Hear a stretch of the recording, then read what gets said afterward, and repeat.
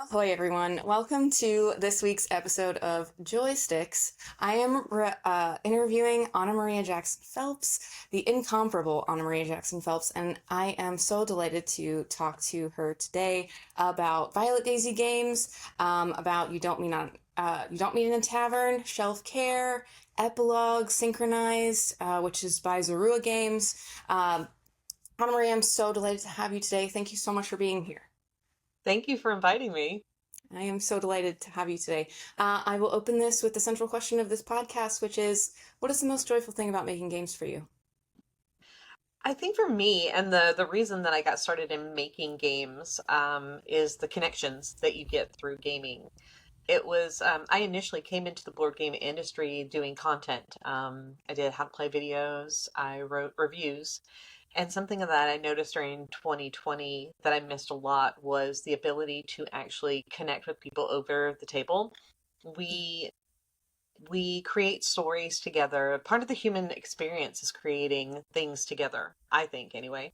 For sure. Um, and I think you can do that through gaming, either if it's a story that you create through a role playing game or just some fun interaction that you have that you continue to tell decades later.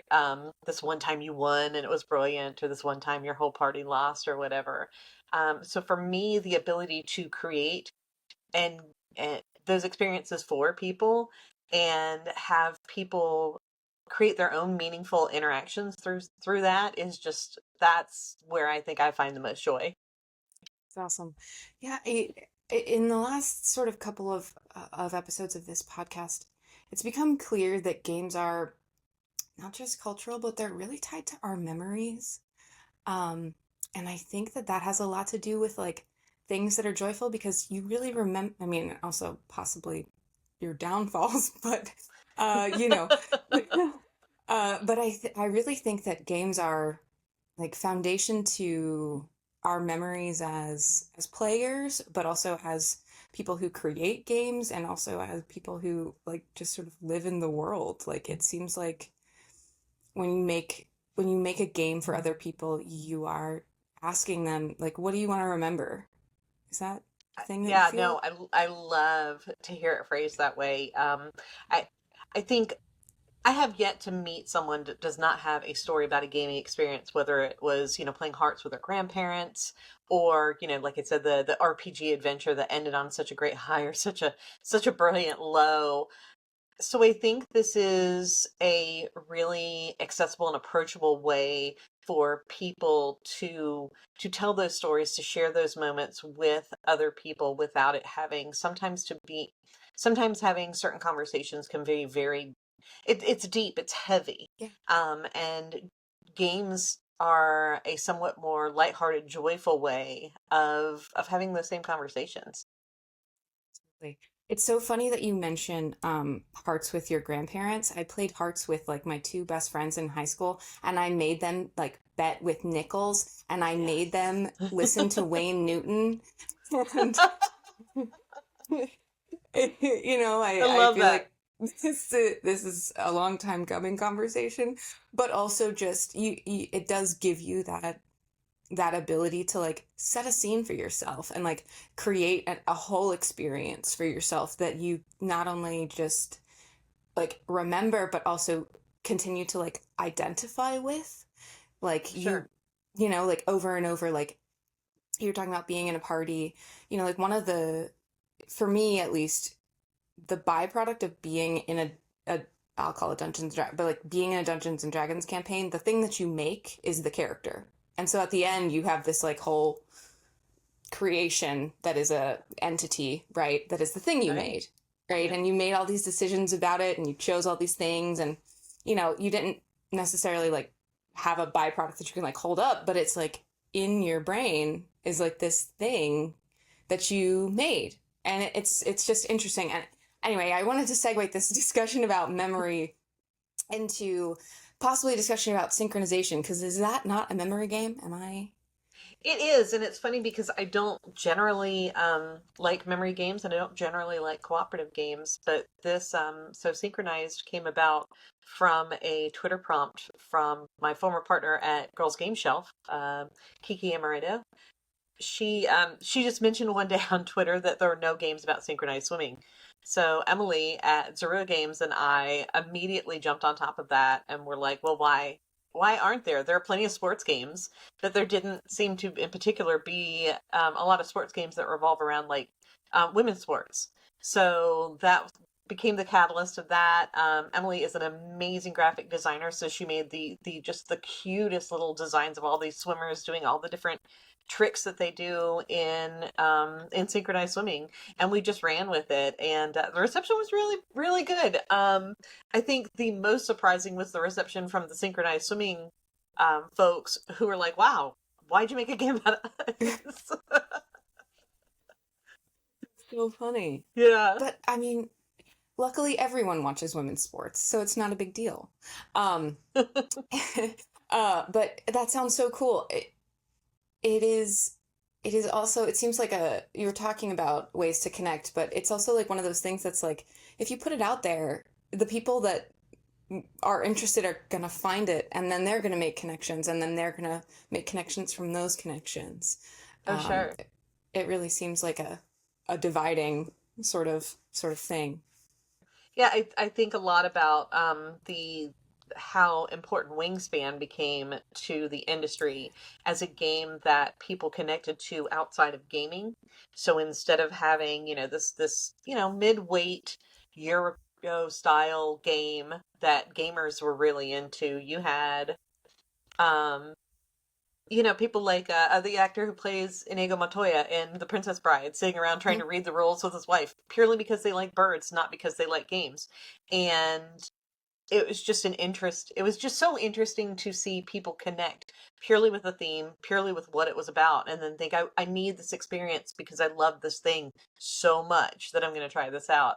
And it was, I think, I don't want to say revelatory, but I do think it really made a lot of game designers sit back and go, wait, I'm not just designing for people who like rules. I'm designing for people who like things and experiences and stories and want to be part of that in a bigger sense. So, yeah.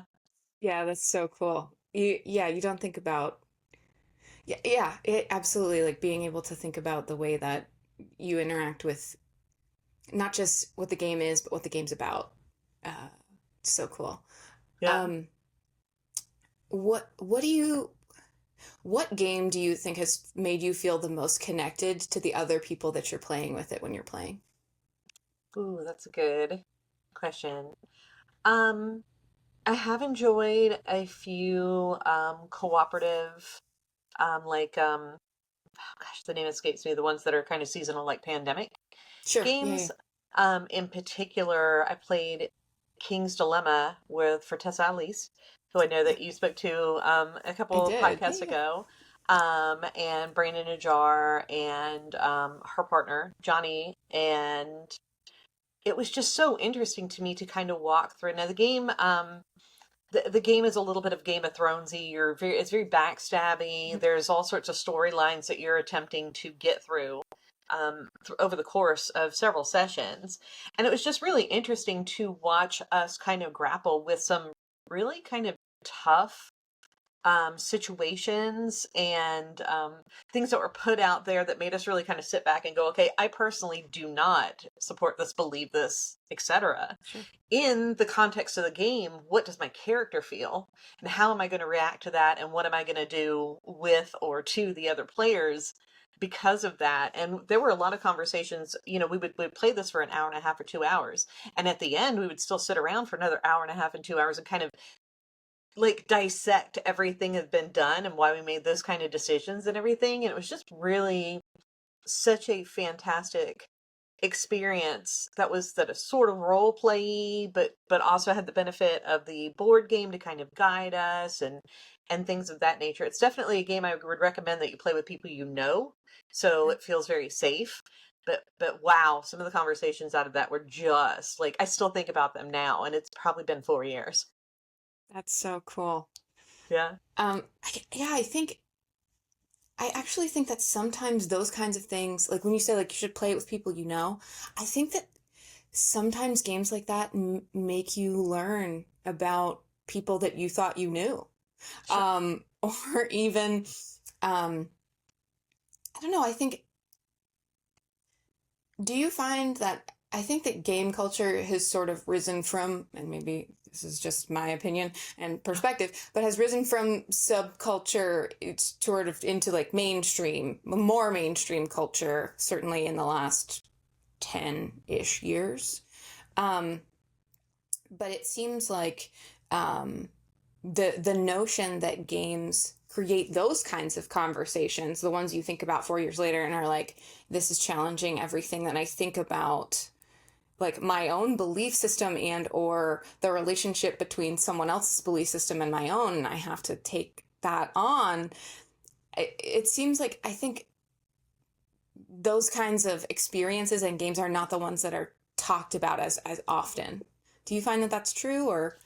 I think so. I think that games have always lent themselves to conversations like this, and certainly role-playing games have, but even some other more standard classic era games had bits and pieces in that. And I think that conversations were often fostered through the gameplay, but now we're Mm, actually seeing games that directly address it.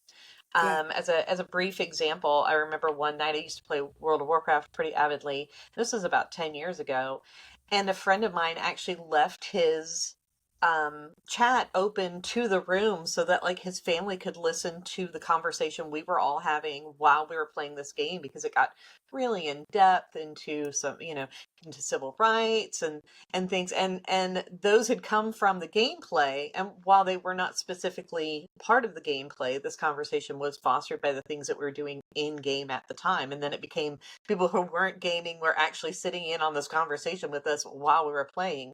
I think it's interesting that people have started to recognize that games, just like books, just like movies, can kind of bring these subjects up and make us take a look at ourselves and how we feel about these sort of things. So I think that they have always fostered these conversations, but I think now we're seeing them do it more directly.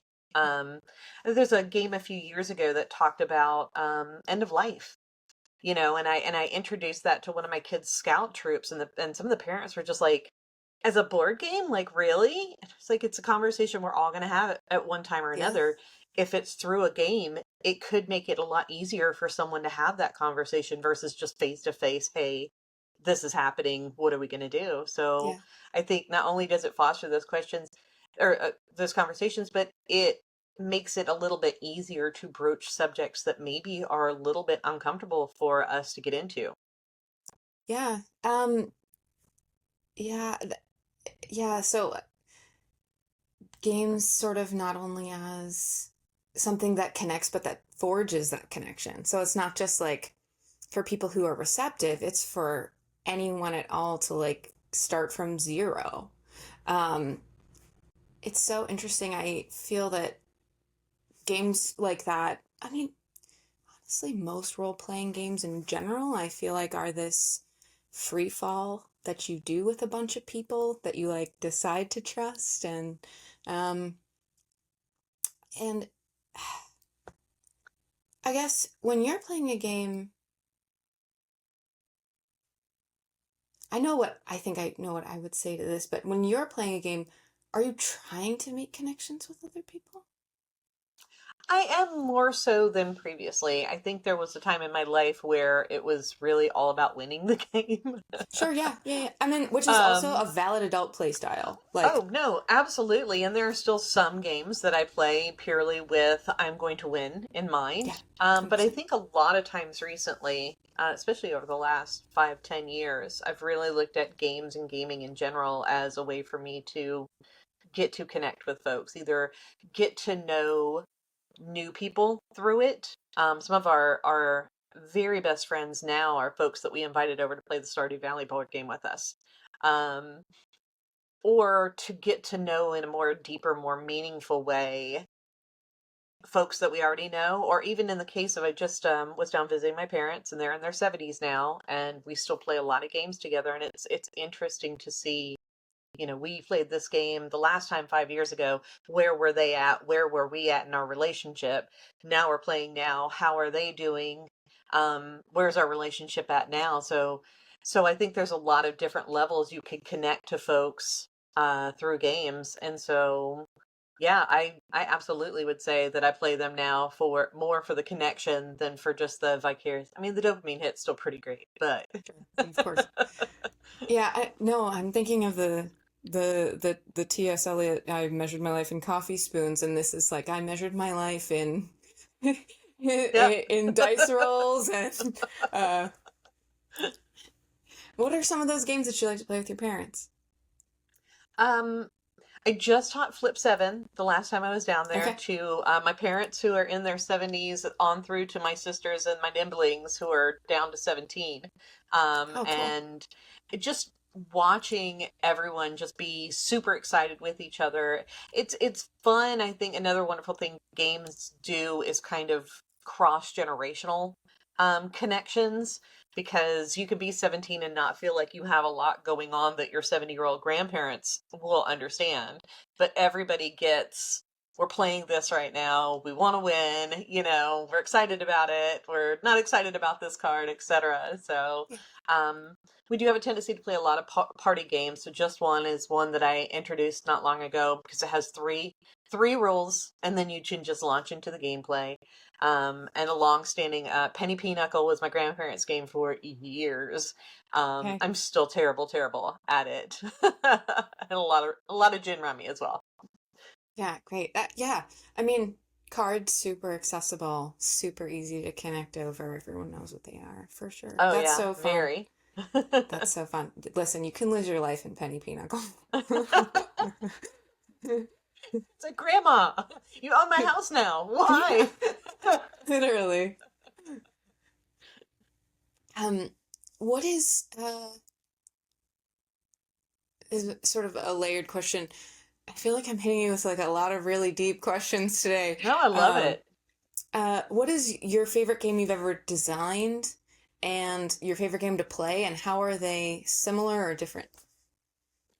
It's really interesting. I feel like I go through phases, insofar as gameplay. But I'll start with design. I think that working on You Don't Meet in a Tavern really made me appreciate RPGs on an entirely different level. I did not grow up playing role-playing games. I played role-playing games online for years and then finally joined an in-person um, role-playing game group. It's Okay. actually how I met my partner, as he was the GM. Um, so my connection with role-playing games still in a lot of ways it feels kind of superficial for someone my age. I am 50. And a lot of people are like, "Oh, I've been playing D&D so I was like 15 years old." So I'm like, "Well, I've been playing for like 15 years now." So, um, writing Tavern and getting to work with some of the amazing guest authors in that really helped me kind of dissect like what are we here for. So let me roll back. You Don't Meet in a Tavern is a series of starter prompts for RPGs. So instead of just, our party meets at the tavern and then we get started, there are things like, we're all doing community service in this town, or we all wake up and we've got, a weird birthmark suddenly, and that's Hmm. how we meet. And it really made me think not just how we start the story of this role playing game, but how we start and meet people in real life. And it was so energizing to go through. I think we talk a lot right now about how Gen X and millennials in particular, but even Gen Z are very lonely because we're constantly hustling. We don't have the same opportunities to meet people anymore. And writing Tavern made me think about how we connect through games, but also just how we connect. Like, where do you go to meet people anymore? Um, so it was definitely a hugely rewarding experience, to be able to write it, to be able to start sharing some of the stories from with other people and hearing them go, "Oh gosh, I never thought of our party starting there. I never thought of going to that myself to meet people." So, Tavern would be right on up there with my favorite things that I've worked on for sure. Um, my favorite game depends a lot on the day of the week and the time of the week and what I'm doing. Um, right now, I'm obsessed with a little indie video game called Omelet You Cook, where it's just a puzzle placement game.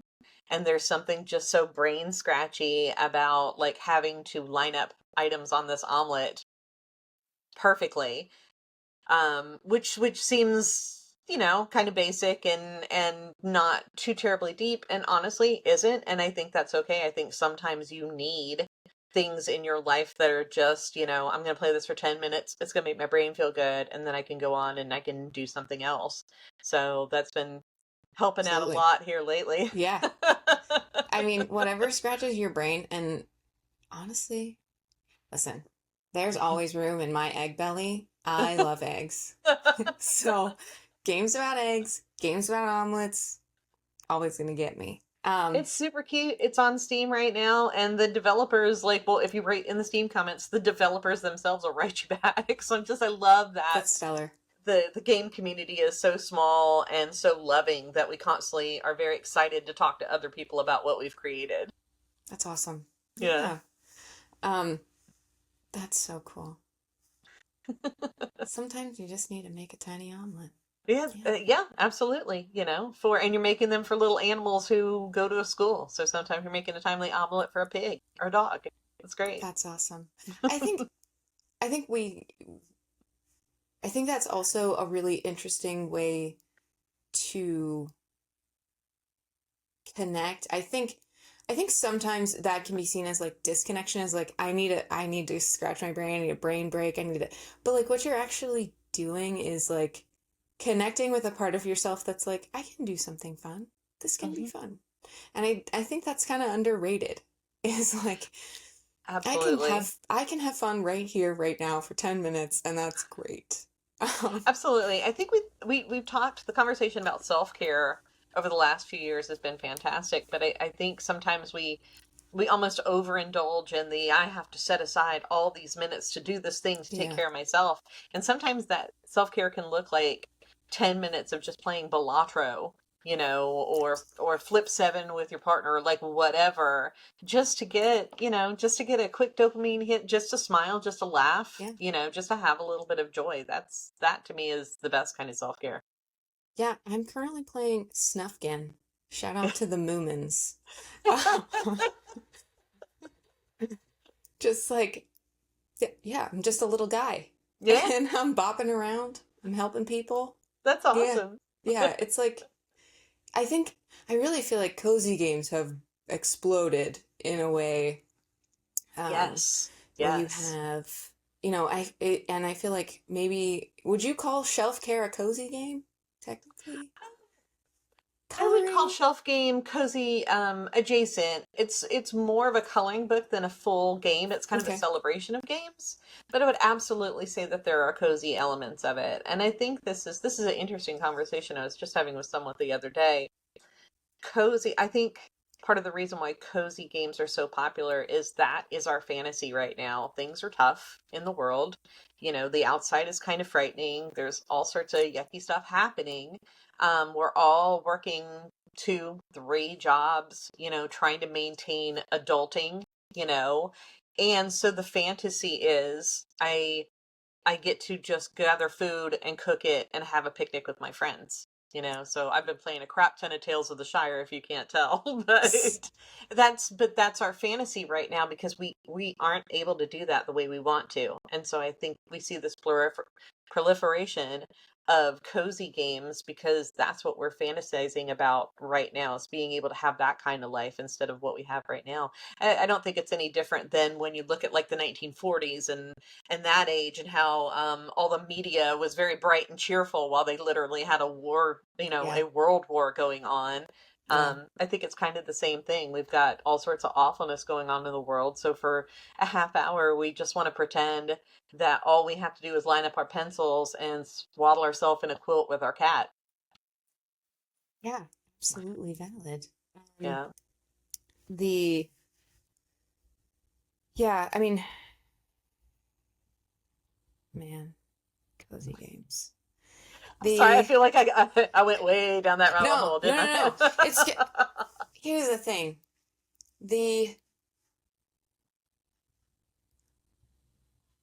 I don't know. This might be a hot take, but like when we talk about games being an escape, it's like, yeah, but what are you escaping to? You're not Mhm. escaping, you're escaping to a place that is a place you want to be, and that's the place that you imagine could be real for you. And so, like, when we're talking about games as connectors, games maybe too woo woo, but games are also like kind of portals. They're like portals to yourself, portals to other versions of things that you want. And I feel like sometimes you pick those games for reasons. Like, you know, you want to cook fun food for little animals because you care about people.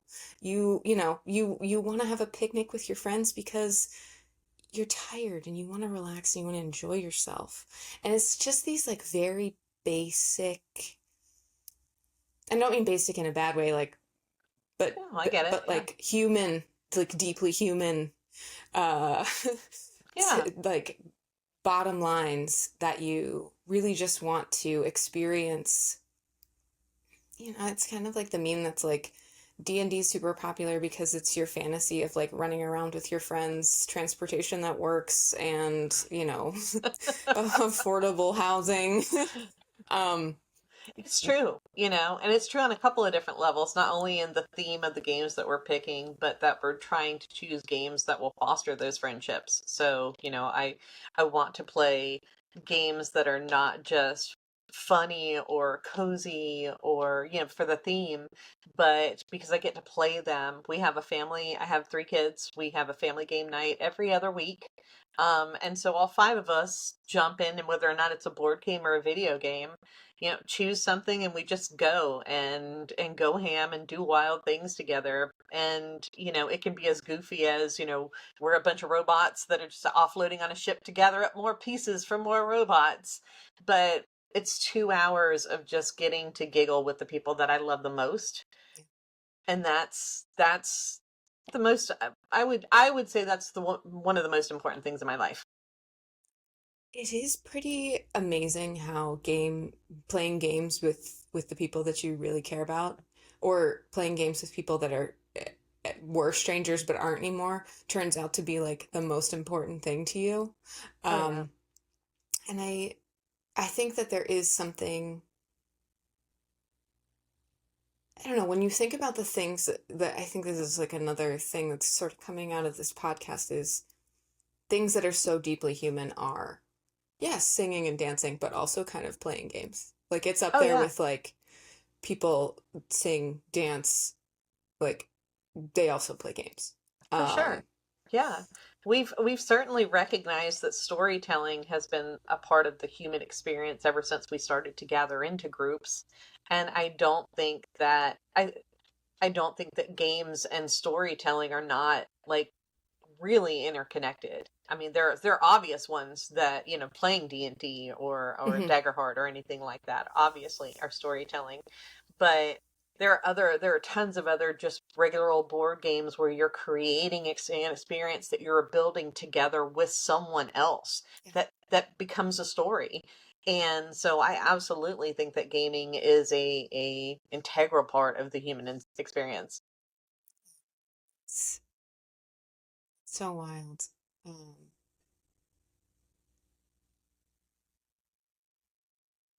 trying to think about what's stuck in my head right now is just this one time that I played Sapphic Space Pirates with a bunch of my friends, I love and that. no one had ever played like no one else had ever played RPGs except my wife and I, and we sat down and I found out that my neurologist friend can sing.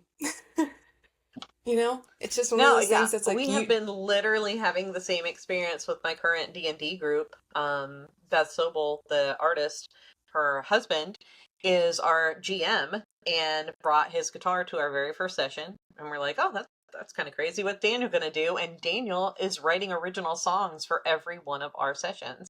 And then literally last night, my partner and I went to his first um concert recital per se at a local coffee shop because he'd been kind of building up this repertoire of original songs. He was like, hey, I guess I'll just perform them for the public now too. So it's just turned into this thing. But I would have, in a million years, I would not have said, oh, Daniel, yeah, singer songwriter, right? But brilliant, so good. The game to art pipeline is like very short. I feel Yes. like it does not take a lot. Nope. And there's also just something about like when you're talking about like especially in the experience of doing it with people you already know and people you already like feel care deeply about is like you want to make art for them, right? Like like you come into the I call it being squishy, like not like I have less hit points, but like I come into things like that like extremely squishy, like I want to make art, like let's make art, like we're gonna make it together, right? In a way that's like super encouraging. Like that's the point, is like, you find out what kinds of things people like and how they like to play, and that sort of teaches you how to create more meaning with them, you Yes. know? Like, because some people like puzzles and some people really like drama, and some, some Oh people, yeah, everyone has 100%. one that likes drama, but it's It's like a gaming love language, and for sure. I don't 100% subscribe to the love language bit, but I think that there are ways that you can learn to love someone, platonically, Absolutely. romantically, whatever.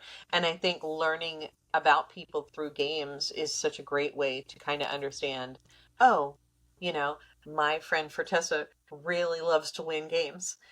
Yeah, So, that's I'm going to true. go head to head and give her this amazing experience where I'm actually like really trying Hmm. and we'll probably lose, but it's still going to be like a great way, and we're going to have a great time, and she's going to feel amazing at the end of this. Yeah. So yeah, I think games are a really great way to discover things about new folks, but even better, like new things about the folks that you already love. Yeah. Um, I feel like any kind of creation comes with this like level of generosity that's like when you're making a game, or you're making like even if you're just a DM, you're making a game for your friends, Yeah, and it comes with this sort of like vulnerability too, right? Because as sure. soon as you make things from the squishy place, that's the I will die on that hill. Yeah. But um there is this level of generosity, I think, that comes from offering someone else an experience that you intend. Um, what what would you say is the thing that you're most often trying to get people to feel or learn or understand from the games that you make? I often say with Violet Daisy that we want to connect people. And it really is. I know some people think it sounds twee, but I genuinely want people to sit around the table with a game that I have made and feel like they are closer to someone by the end of it, and feel like they know more and that they have had a wonderful experience and maybe even a little bit of story to share with others about that experience afterwards.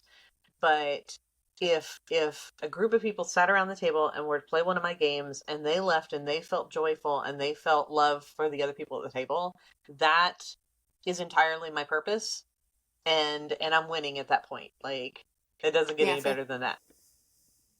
Yeah, it probably does not. I could see that being. Yeah. Yeah, that's awesome. I love that. Um,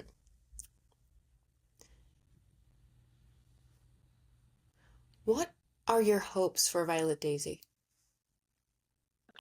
I want to we are slowing down a little bit right now just because of unstableness in our current world. Yeah, I want to continue to write. I'm already working on another book full of RPG prompts. fun. Um, that will be, should we say, Lovecraftian without Lovecraft? I think Lovecraft is problematic. And so I want to give people an opportunity to use kind of that mythos without necessarily having to deal with the problematicness Mm-hmm. of Yep. Lovecraft and whatever. So it's literally called But Not Elder Gods.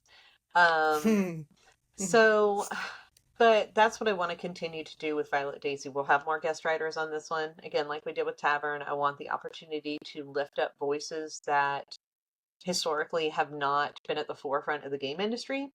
I want to give other people the opportunity. I came up through this industry really strangely organically, and I think I now want to be, other people helped me and guided me through my journey to get where I am now. And I would like to be the person who can do that for other people at this point in my career, because there are a lot of people with really amazing stories and amazing ideas who just, who just need a little bit of help finding an audience, or, finding the right people at conventions to talk to and that sort of thing. So one thing that's really guiding the things that Violet Daisy does right now is helping other people get into this amazing industry and find the kind of love and support and camaraderie that I have found here.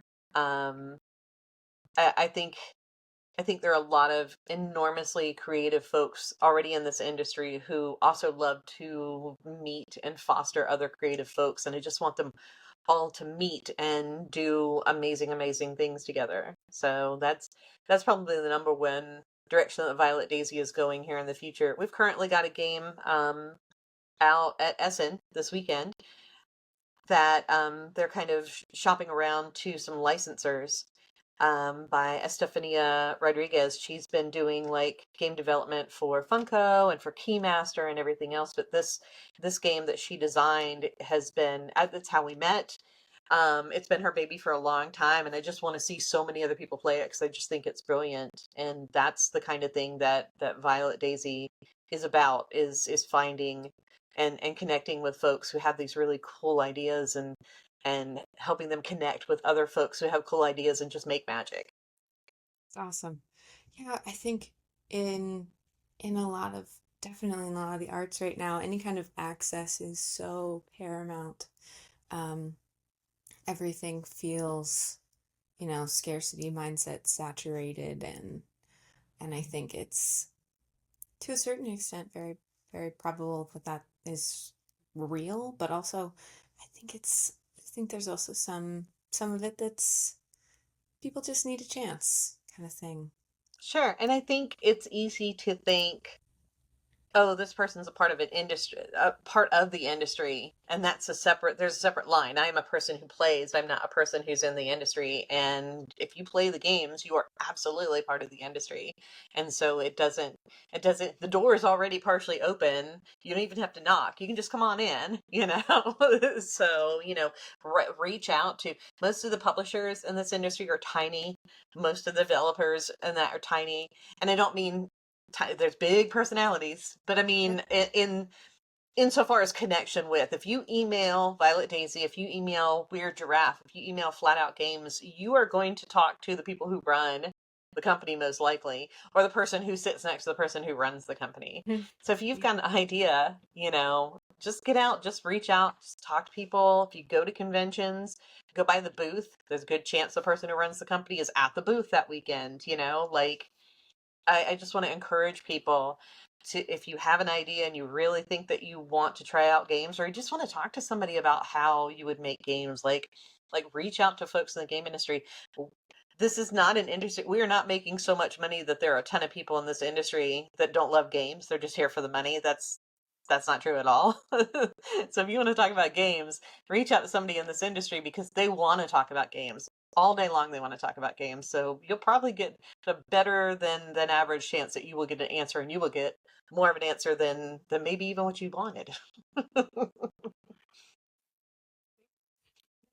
Also so excellent. I think we have a lot of companies now that sort of hide behind these like flashy, pay Sure. no attention to the man behind the curtain type things.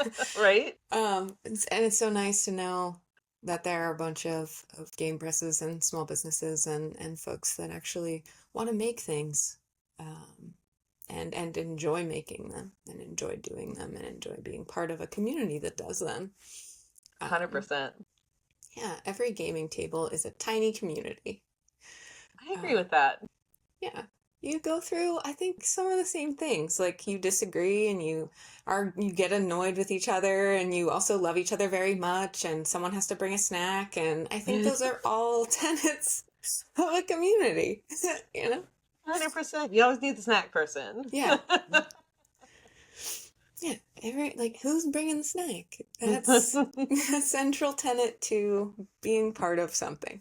Yes. Um, but no, that it's also so wonderful to know that it's a welcoming place. It has been my experience as a person who just waltzed into emailing people that I wanted to do these kinds of things, that there are a ton of people who really want to talk about it and really want to talk about their work and really do want to connect with other people and connect with people by virtue of making the work and also just saying hi, like literally. So that's really wonderful. Um, I guess another question that I have for you is, has your interest in games changed over time? And by that I mean, do you want to make different games than you used to want to make? Yes and no. I think when I first got into the industry and I was still doing content, I was doing reviews and I was writing two and doing one video a week.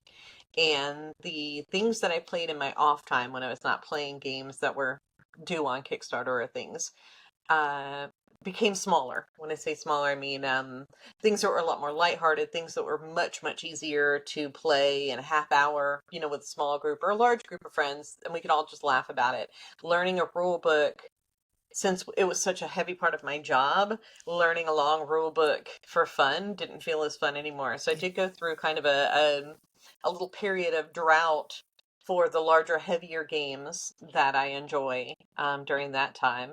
As I started designing games, I started picking and choosing from other genres a lot more. While previously I would have said, oh, I like, really kind of heavy Euro games, or I like really lighthearted games. I started being very intentional with picking things that would not have necessarily been my jam, just so I could see how all the nuts and bolts fit together. So during that time, I played more things that were like asymmetrical or were IP related or things that I would not have initially reached for. Now that now that I've done both of those things, I'm starting to get back to where I play games because I genuinely have an interest in that game. The Wilmot's Warehouse game that came out about a year or two ago, based on a video game that I love to play, that went to the top of my list. Woodcraft was another one that I played. Shockingly did not enjoy, but I do woodcraft as a hobby, so I was just kind of like, I want to try this game. So there's been a number of those lately, but I do feel like I'm kind of back in my I just love games and want to play games phase again. Pre industry, pre anything, being in and seeing the sausage being made. I'm just back to just loving games and finding things that I like and finding things that I want to share with folks. Oh gosh, speaking of games I would have never The Dark Quarter by Van Ryder Games. Very heavy game, 1980s like noir in New Orleans, and it's not something that would have appealed to me based on the theme, but because it's something that's episodic and you play with a bunch of friends and you're being detectives, like that sucked me in, and now we have a regular group for that and play that every couple of weeks. Yeah, there's just been some really interesting ones, but I'm just really grateful that I've had the last 10 years to kind of come full circle and come back to I just really want to play games with people and let's find interesting cool stuff to play. So I think that may have Awesome. circled around your question a lot, but No, that's no. where I am now. That's a good place to be. Yeah. Um, was there any one game that made you think, "Oh, I want to make games"? I think watching the things that Emily LaRoche was doing with Zorua Games, small press, relatively simple games, but always with like just the tiniest little twist. and approachable, Hmm. because a lot of her games felt like things you could teach. I call them lovingly grandma games because they're so close to things that your grandmother probably played, or even your great grandmother, that they're easy to teach to someone. Oh, grandma, it's like hearts, except you do this. It's just one or two little twists, and those, I think, were the first little pops and sparks in my head of how interesting is it that we have these new games during the board game renaissance that so closely mirror things that, I know that my grandparents played back in the 40s and 50s, and I can still teach them how to play now. So I would largely credit Emily and Zorua Games as really being one of the big sparks of, hey, I think I'd like to try this. Awesome. Yeah. Okay, I have one last question for you, All right. um, which is, um, if you could imagine a future of games that you could fall in love with, what would that future look like? Oh, wow. Hmm. I think for future me, I would want games that are story based. So, elements of role playing games. Hmm. So, because I would like to build a story with other folks.